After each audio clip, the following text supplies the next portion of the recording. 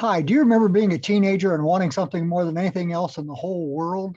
Perhaps it was a car, perhaps it was a job, perhaps it was a college that you wanted to attend, perhaps a girlfriend or a boyfriend. For me, when I was 14, it was to make the basketball team because I wanted to be like Jimmy Arthur. Jimmy Arthur was the coolest guy in high school. He was the starting point guard. He had a fancy car. He was dating the prettiest girl in school. And during warmups, he would uh, practice layups around his back, between his legs, and he was really cool. And I wanted to be like Jimmy Arthur.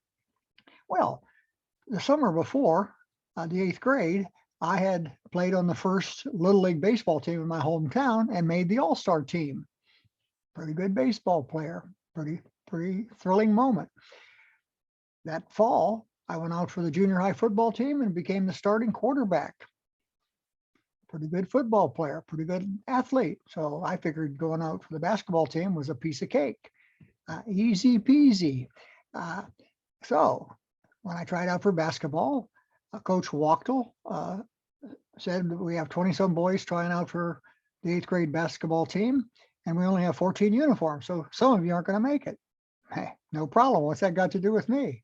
All-star baseball player, starting quarterback, football player. Basketball should be a piece of cake.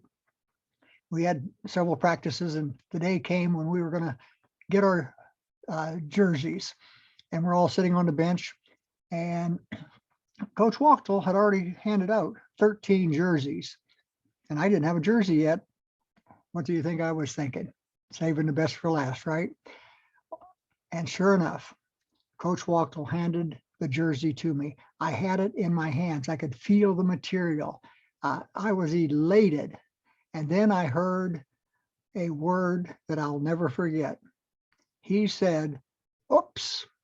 And he took the jersey back from me and gave it to Ronnie Smith. Now, why do you think I can remember Ronnie Smith's name and all about this situation many, many years later?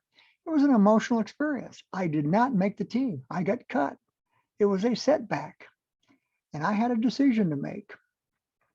Okay, was I going to be bitter and perhaps seek revenge, or perhaps stick to baseball, or perhaps stick to football, or both? Or would I decide to get better? You know, life is a series of choices, and the choices we make determine the outcomes we get. And my choice was to get better. So the first thing that anyone needs to do in any situation, when you have a setback, when you fail, when you don't receive something you think you deserve, or that you think you earned, or that you think you're capable of having, or doing, or being, is you need to decide to be better, not bitter. Okay, so what I did, as a matter of fact, I didn't even go out for baseball in the spring because every day I practiced some aspect of basketball: dribbling right-handed, dribbling left-handed, shooting right-handed, shooting left-handed, shooting layups, shooting free throws. Lived next door to a church with a tall concrete block, cement block basement, and I would practice passing to myself against that wall. I would play every chance I got to a pickup game of basketball because I wanted to get better. I didn't want to be bitter.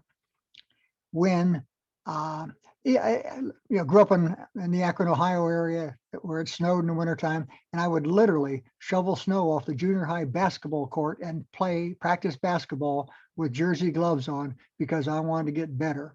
I didn't want to be bitter. Well, fast forward to the following year. I tried out for the JV team because I didn't think I was ready for the varsity team yet.